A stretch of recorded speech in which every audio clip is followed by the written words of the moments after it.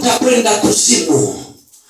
Bwana Yesu asifiwe. Sifa ya mwili huu, sikiliza nikwambie, nikufunulie tafsiri hii. Mwili huu siku zote ni mwili ambao unavutwa kwenda kuzimu. Hello, kinachoharibika ni mwili, na mtu yeyote anaharibu mwili. Hello, akisha haribu mwili anachafua na roho. Bwana Yesu asifiwe. Na ndiyo maana anasema, ndiyo maana Mungu anasema kwamba katika matendo haya, amesema matendo ya Mungu dhahiri ni haya, ameyataja kwenye Wagalatia. Kila mmoja amesikia. Amen. Kwa hiyo haya mambo ndiyo mwanadamu ambayo anayaangalia. Kumbuka nimekwambia kwamba yule usiye msani, kumbe ana thamani kubwa mbele za Mungu. Maana tunamwangalia kwa namna ya macho, tunamwangalia kwa namna ya macho ya nyama, lakini ndani Mungu anakiangalia kitu cha tofauti. Unaweza ukatumikishwa kama punda, lakini wewe ni mfalme. Unaweza ukafanywa vile afanyavyo, kubali tumtumishi, lakini iko siku Mungu atakapokuinua kaudhihirisha utukufu wako, kwa sababu badiliko la mtu ni la siku moja. Na ndio maana nasema, angalia wewe uliosimama, usije ukaanguka. Maana kahaba anaweza akakutangulia kufika mbinguni ukashangaa. Bwana Yesu asifiwe. Haleluya. Tumoja nisome Samueli wa kwanza 16:7 hadi 12. 7 hadi 12. Twende tukamalize. Bwana Yesu asifiwe. Haleluya. Samueli wa kwanza 16 sura ya 17 mpaka 12.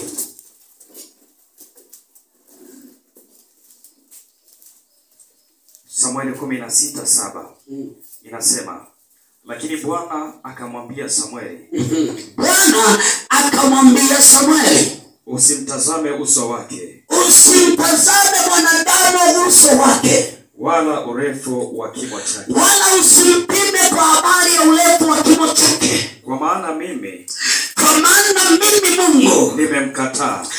Amemkataa. Bwana aangalii kama binadamu angaliavyo. Bwana, sifa ya Mungu, haangalii kama mwanadamu anavyoangalia. Maana wanadamu hulitazama sura ya nje. Sifa ya mwanadamu awaye yote, anaangalia namna mtu alivyo. Hello. Amen. Bali Bwana hutazama moyo.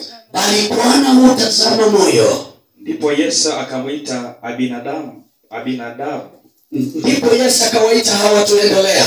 Akampitisha mbele ya Samueli. Akawapitisha. Naye akasema, Bwana akumchagua huyu. Bwana hajamchagua huyu, maana haangalii kwamba huyo ni mtoto wa mchungaji, haangalii huyo ni mtoto wa kuhani, haangalii umekuwa maisha ya familia iliyookoka. Mungu haangalii hayo mambo. Sikiliza, kuishi karibu na mahakama sio kujua sheria, ndugu yangu, bali kuwa pamoja na Mungu, na Mungu akakujua, ndivyo atakavyokuchagua. Bwana Yesu asifiwe. Utamalizia kusoma ni habari za Mungu kuchagua mfalme atakaye liongoza taifa la Israeli. Huko Mungu alikuwa akisearch network zake kumtafuta mfalme, na ndio alipoenda Samueli akaenda kwa nyumba ya Yese. Maandiko yananiambia Yese alikuwa na watoto wake, na Yese alikuwa ni kuhani. Hello. Ndio maana nikasema kuishi familia takatifu sio kuokoka, na wala sio kujulikana na Mungu, bali Mungu anaangalia badiliko ndani ya moyo. Bwana Yesu asifiwe. Bwana Yesu asifiwe. Haleluya. Akasema mwanadamu, hebu rudia hapo. Rudia. Akamwambia Samueli, usimtazame uso wake. Usimtazame uso wake. Wala urefu wa kimo chake. Kwa maana mimi nimemkataa. Bwana angalii kama binadamu angaliavyo. Maana wanadamu, sifa ya wanadamu ndio. Maana wanadamu uitazama sura ya nje. Bali Bwana utazama moyo. Amen. Mungu akubariki sana. Bwana Yesu asifiwe. Maandiko yananiambia kwamba Mungu alikuwa akimtafuta mfalme atakayewaongoza wana wa Israeli.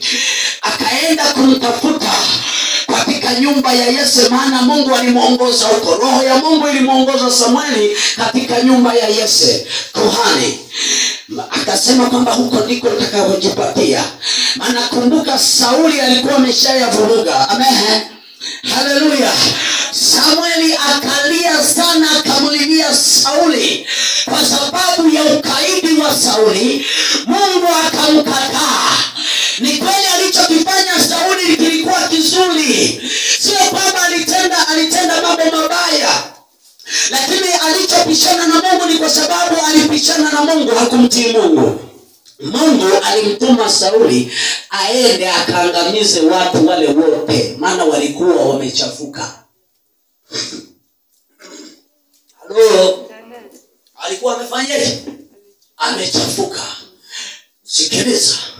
Sauli kwa sababu ya huruma zake akaona kwamba aue vile vitu ambavyo ni vibaya, lakini vile vizuri, sikiliza, maana yake vizuri vile ambavyo tunaviona kwa macho yetu. Sauli alivyoona kwamba hiki ni kizuri machoni pake, lakini Mungu aliona wameharibika, akamwambia fyeka wote. Sauli akasema hapana, mimi naona hawa ni watakatifu Bwana.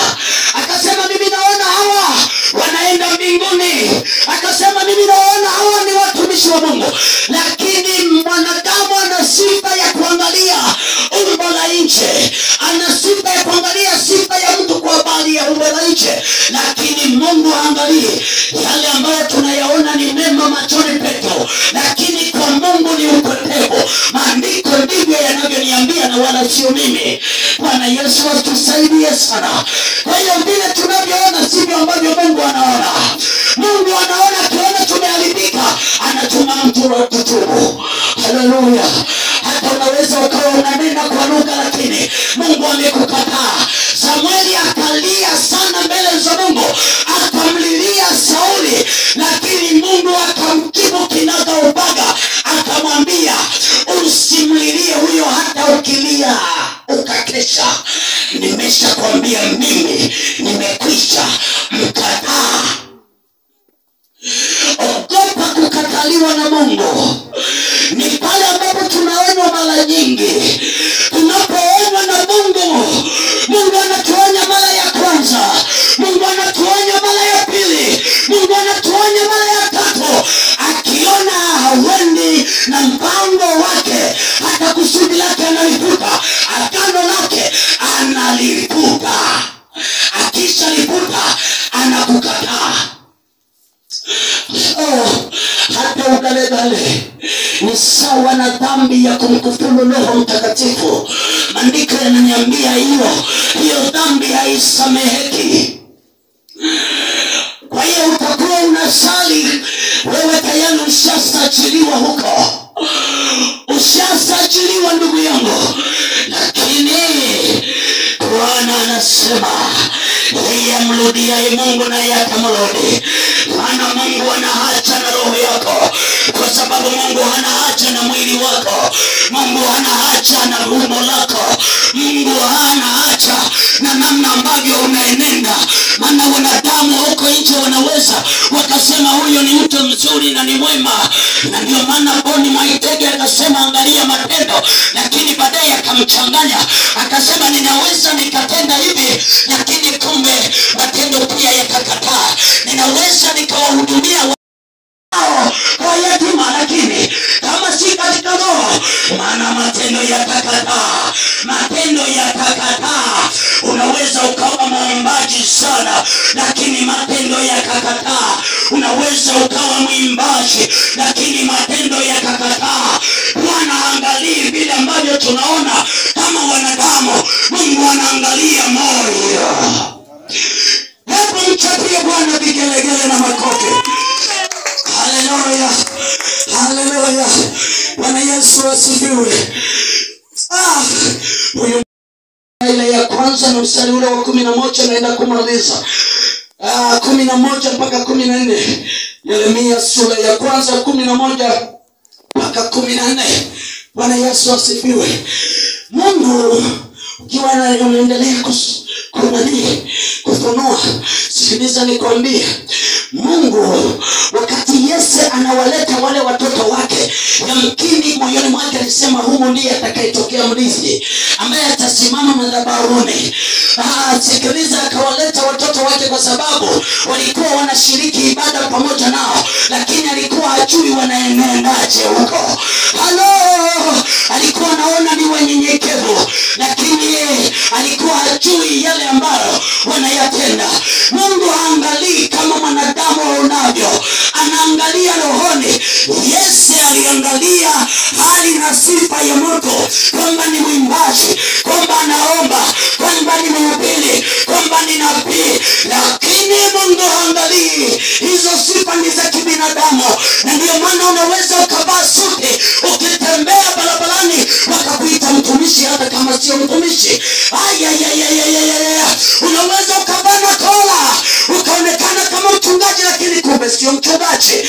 Mwanadamu ana sifa ya kuangalia namna ya mwili, lakini Mungu anaangalia moyo. Haleluya. Bwana Yesu asifiwe. Bwana Yesu asifiwe. Akawaleta watoto akawapitisha, moyo ukagoma. Sigino inasema hapana, hawa sio. Maana ni kweli wanatumika, ni kweli wako nyumbani mwa Bwana, ni kweli wakati mwingine wanahudumu madhabahuni, ni kweli, lakini sio hawa Bwana, yuko mwingine. Hebu Yesu, hebu nipe historia. Una watoto wangapi? Ninao watoto kadhaa, lakini mmoja hayupo hapa, yuko kule msituni. Maana tumemteuliwa, kazi yake ni kuchunga tu mbuzi na kondoo. Kumbe anamtengenezea CV. Daudi alitengenezewa CV. Kwa hiyo unapopewa kazi, ndugu yangu, usiache kutenda. Tenda kwa Bwana hata kama ni ngumu, hata kama ni kusafisha choo ukaona ni kwamba ni kazi ya kudharaulika, wewe fanya tu. Iko Mungu atakuja, atamwambia kuhani mahali hapa, atasema kwamba nichagulie mtu mmoja atakayesimama. Anaweza kama mchungaji akaangalia namna tunavyohubiri, yamkini akanichagua mimi, kumbe Mungu amenikataa. Yamkini akakuchagua wewe, kumbe Mungu amekukataa. Lakini wewe ambao unafanya kazi iliyozalauliwa, ambayo unaona kwamba haifai, kumbe ni daraja Bwana ambalo Mungu anakutengenezea ili uweze kuvuka, na wewe utakuwa mtu mkubwa. Maana Mungu huwainua wanyonge kutoka mavumbini na kuwaketisha pamoja na wafalme. Hebu mchapie Bwana vigelegele na makofi. Hizo ndizo sifa za Mungu. Anaangalia moyo, haangalii kama mwanadamu anavyoangalia. Bwana Yesu asifiwe. Haleluya. Yeremia.